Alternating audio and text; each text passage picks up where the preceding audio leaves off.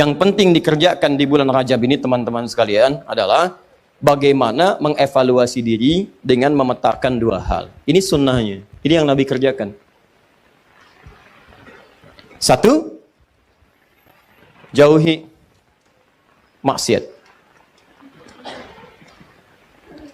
Coba cek kebiasaan dari ujung kepala sampai ujung kaki.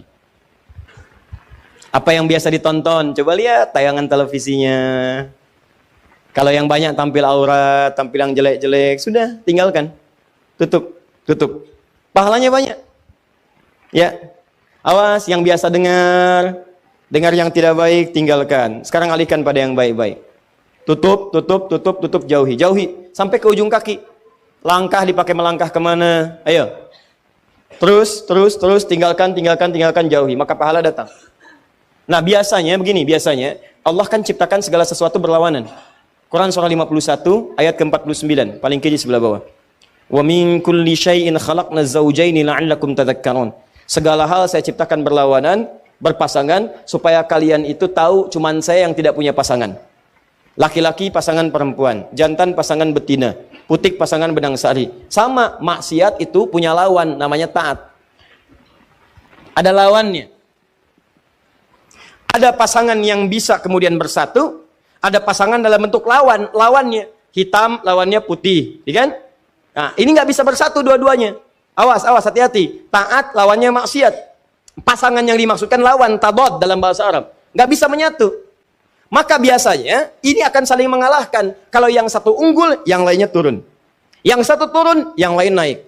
Demikian kalau orang sudah terbiasa menjauhi maksiatnya ditekan, maka taatnya akan naik. Kalau nggak percaya silahkan. Kalau orang sudah terbiasa menghindari kosakata yang kotor, maka di lisannya akan keluar yang baik-baik saja. Kalau dia terbiasa kemudian melihat yang baik-baik, maka maksiatnya yang buruk-buruk tidak akan pernah dilihat. Sebaliknya, kalau terbiasa melihat yang haram, maka kepada yang halal itu akan nggak suka. Saya sering katakan, kalau suami-suami sudah senang melihat wajah-wajah yang bukan mahramnya, pasti ada rasa ketidaksukaan pada istrinya. Ketika seorang suami sudah tidak senang memandang istrinya yang halal, itu berarti matanya sering dipakai melihat yang haram. Sama persis ketika istri sudah tidak senang memandang yang halal dari suaminya, maka seringkali dia melihat wajah-wajah yang diharamkan kepadanya. Coba cek berapa banyak Anda menggali status di media sosial. Silahkan cek berapa banyak wajah-wajah yang seharusnya dilihat Anda lihat dan seterusnya. Ini gambarannya. Anda tinggalkan ini, ya di bulan-bulan ini pahala dapatkan, maka konsekuensinya taatnya pasti akan bertambah. Ini rumus ya. Jadi mustahil ada orang meninggalkan maksiat taatnya tidak naik, itu mustahil. Jadi di bulan Rajab ini, yang harus Anda kerjakan, tingkatkan ketaatan, jauhi maksiat. Cara paling cepat, tinggalkan maksiat, maka ini akan naik.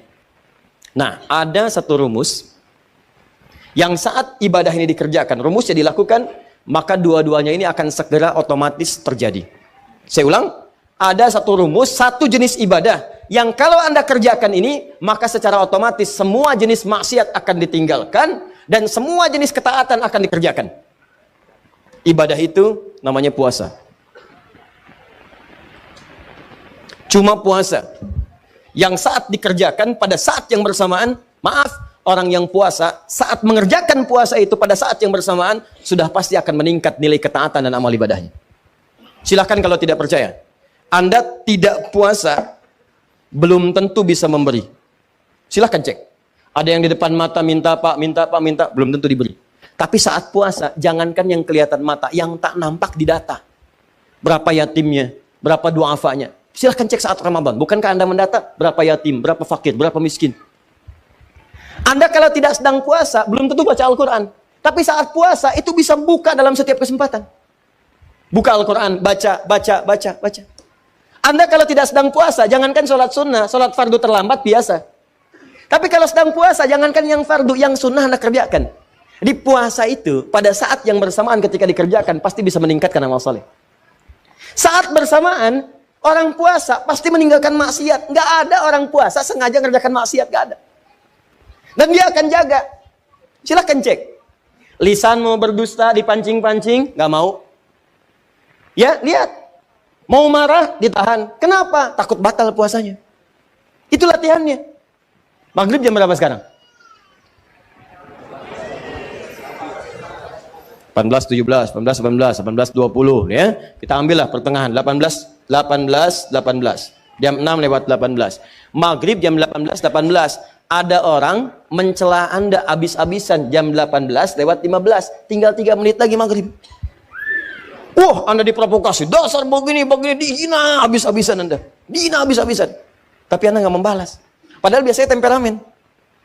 Ditanya, kenapa nggak balas? Nanti habis buka. Habis buka. Takut batal puasa.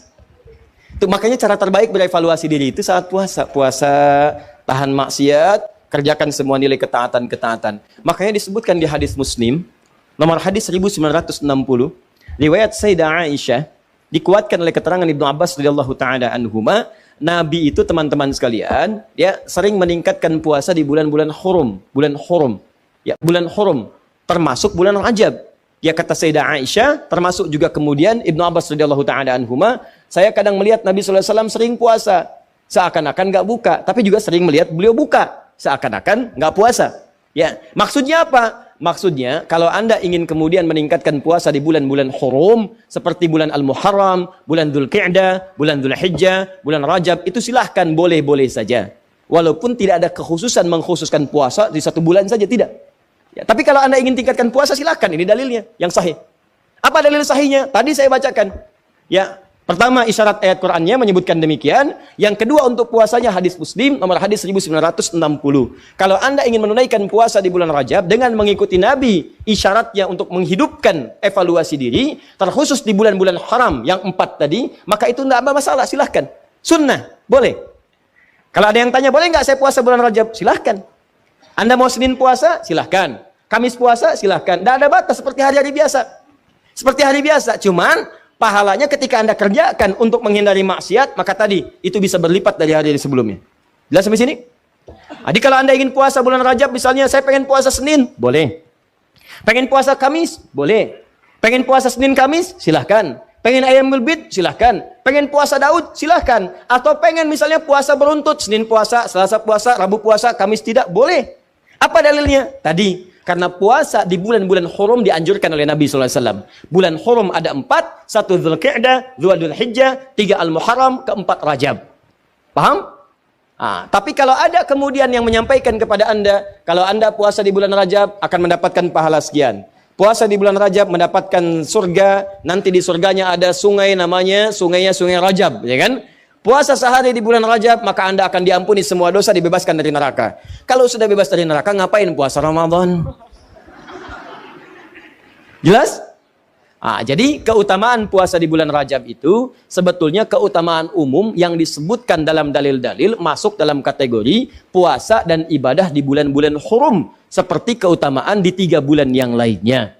Tidak ada amalan-amalan khusus misalnya yang hadis-hadisnya menunjuk keistimewaannya. Tapi kalau Anda kerjakan, silahkan saja kerjakan dengan niat mengerjakan amalan-amalan rutinitas seperti yang lainnya. Dan pahala Allah berikan kepada Anda. Contoh, Anda pengen sholat malam, silahkan sholat malam. Mau di bulan Rajab, bulan Sya'ban, bulan lainnya silahkan. Ya, sholat pertengahan malam silahkan, tahajud silahkan, ba'diyah maghrib silahkan, ba'diyah isya silahkan. Tapi kadang-kadang teman-teman sekalian, jangan sampai kemudian termotivasi oleh dalil-dalil sebetulnya yang tidak ada susunannya atau informasi dari Nabi SAW. Contoh, pernah mendengar kalimat ini? Siapa yang menunaikan sholat di malam Jumat di bulan Rajab, di antara isya kemudian sampai dengan ke fajarnya, dia bacakan kemudian rakaat pertamanya setelah Al-Fatihah, kemudian dibacakan surat A, surat B sampai dengan ke Al-Ikhlas sampai yang lainnya, maka akan diampuni semua dosa-dosanya, dibebaskan dari neraka. Pernah dengar kalimat itu? Ini hadisnya hadis palsu. Ya, hadisnya hadis palsu. Bahkan di kitab hadis palsu pun tidak ditemukan. Ya, saking palsunya hadis ini, di kitab hadis palsu pun tidak ditemukan.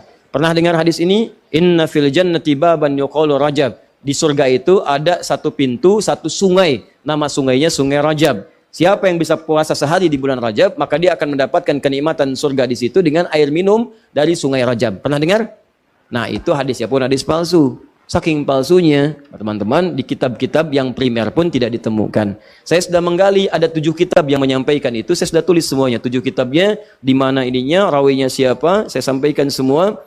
Ini ada At-Tashi' Ashar al-Masyhur Baghdadiyah, pengarangnya Abu Tahir As-Salafi, Fadailu Syahr Rajab Al-Hasan ibn Muhammad Al-Khilal, Fadl Rajab Abdul Qasim ibn As-Sakir, Al-Amali Al-Khamisiyah karangan Yahya bin Al-Husain Asy-Syajari, Al-Jurjani, Syu'abul Iman karangan Al-Baihaqi, At-Tadwin fi Akhbari Qazwain karangan Abdul Karim Ar-Rafi'i, Fadailul Awqat karangan Al-Baihaqi. Semuanya dicantumkan untuk menginformasikan pada kita hadisnya maudhu, palsu, paling minimal dhaif. Jadi dituliskan itu untuk kasih informasi, ini hadisnya dhaif ya. Ya, hadisnya palsu, jangan dipakai sebagai rujukan. Bukan dituliskan untuk menginformasikan pada kita itu amalan, jelas.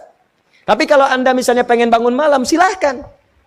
Cuma jangan merujuk kepada informasi tadi. Jadi kita bersikap adil di tengah-tengah. Awas, hati-hati. Hadis ini ditampilkan bukan untuk mencela orang. Jangan sampai Anda melihat ada orang misalnya puasa di bulan Rajab, Anda katakan, oh ya hadis palsu. Bukan. Karena dia bisa menggunakan yang sahih. Jelas. Anda sendiri nggak puasa, malah mencela orang. Kalau pengen puasa silahkan, tapi gunakan sandaran yang sahih hadisnya. Jelas? Kalau malam pengen sholat, boleh nggak? Boleh. Silahkan tunaikan sholat, tapi jangan jadikan hadis palsu sebagai sandaran. Paham? Ustadz, kenapa hadis-hadis itu muncul? Pada asalnya niatnya baik, cuma dilakukan dengan cara yang salah. Apa niat baik itu? Ada sebagian orang melihat keutamaan banyak di bulan Rajab, tapi orang banyak meninggalkannya. Akhirnya dibuatlah anjuran untuk mengerjakan itu semua. Cuma dituliskan dengan cara yang salah. Begitu disampaikan dengan cara yang salah, jadilah kemudian acuannya keliru. Itulah asal munculnya orang banyak mengerjakan amalan mengacu pada dasar-dasar yang kurang sempurna. Paham sampai sini? Jadi kalau saya tanya, boleh nggak puasa di bulan Rajab? Boleh. Boleh nggak sholat malam di bulan Rajab? Boleh nggak sedekah di bulan Rajab? Boleh nggak mengkhususkan saya puasa sehari di bulan Rajab dapat surga? Boleh? Itu yang dalilnya bermasalah. Paham sampai sini? Jadi itulah asal muasalnya, runtutan ayatnya sudah ada jelas, hadisnya sudah ada, yang palsu sudah ada, yang sahih juga ada, yang sahih dijadikan acuan, yang kemudian dhaif atau palsu kita tinggalkan. Sepakat sampai sini?